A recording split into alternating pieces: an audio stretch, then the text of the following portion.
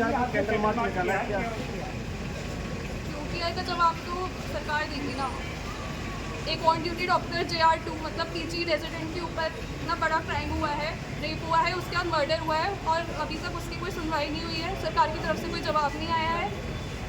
हम यही मांग कर रहे हैं कि डॉक्टरों की सुरक्षा के लिए कुछ किया जाए। सरकार ने CBI के लिए जो उचित मांग थी वो CBI लागू कर दिया है, क्या कहना है इसमें?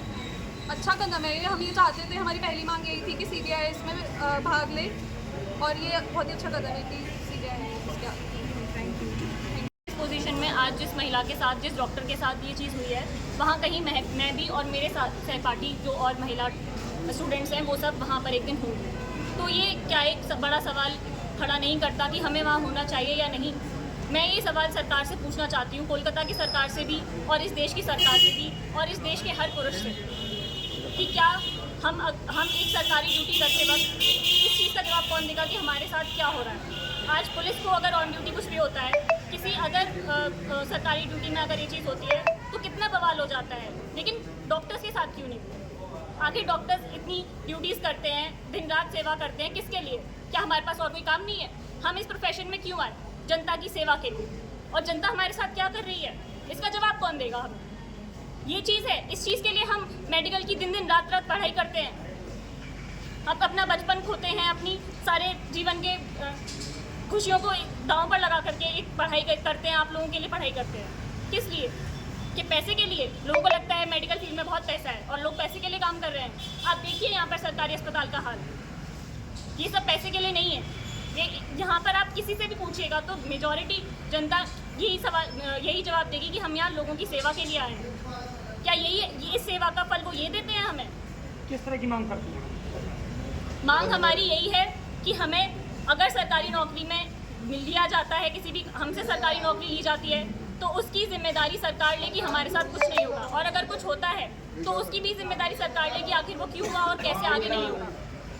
हम अनसेफ रह करके काम करें, ऐसा बिल्कुल भी नहीं होगा। क्या आपका आंदोलन आगे भी जारी रहेगा क्या? आंदोलन बिल्कुल आगे जारी रहेगा, इस केस के लिए नहीं, हर उस केस के लिए, हर उस नारी के लिए आगे जारी रहेगा जो इस देश में पीड़ित है या जिसके साथ ऐसे दुष्कर्म और बाकी मर्डर केसेस होते हैं।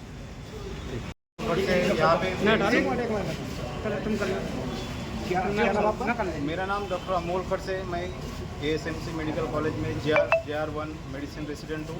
पिछले 10 महीने से यहाँ काम कर रहा हूँ। हमारा आज का जो प्रोटेस्ट था वो इसीलिए था कि कोलकाता के मेडिकल कॉलेज में, जो कि बहुत ही पुराना कॉलेज और प्रेस्टिजियस कॉलेज है, वहाँ के एक JR2 महिला जो थी छात्र, उनका नाइट ड्यूटी के दौरान रेप हुआ है और उनका मर्डर हो चुका है।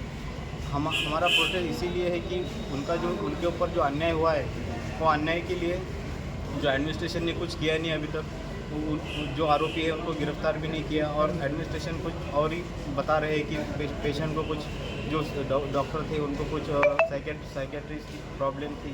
ऐसा कुछ है ही नहीं, बल्कि जो चीज़ें हुई है वो सब गलत दिखाई दी जा रही है। और जो प्रोटेस्ट है आज की, हमारी मांगे ये है कि हमारे जो डॉक्टर है, जो कि डे नाइट ड्यूटी करते रहते हैं, जो महिला डॉक्टर है उनकी 12-12 घंटे ड्यूटी चलती है। और यहाँ पे भी ये पूरे कलकत्ता की बात नहीं, पूरी इंडिया की बात है कि फीमेल डॉक्टर है उनको डे भी ड्यूटी करनी पड़ती है और नाइट में भी ड्यूटी करनी पड़ती है। और नाइट में ऐसा है कि सेफ्टी प्रॉब्लम बहुत ज़्यादा रहती है इनको। यहाँ पे जो भी जितने भी गवर्नमेंट हॉस्पिटल, वहाँ पे ड्यूटी के दौरान उनको ड्यूटी रूम नहीं रहती है रेस्ट करने के लिए, सेफ्टी नहीं रहती है, गार्ड्स नहीं रहती है।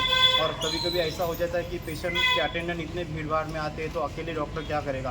तो हमारी मांग ये है कि हमारे पेशेंट जो आते हैं, अटेंडेंट जो आते हैं, उनके अगेंस्ट हमको एक सेफ्टी देनी चाहिए महिला डॉक्टर को और सभी डॉक्टरों को।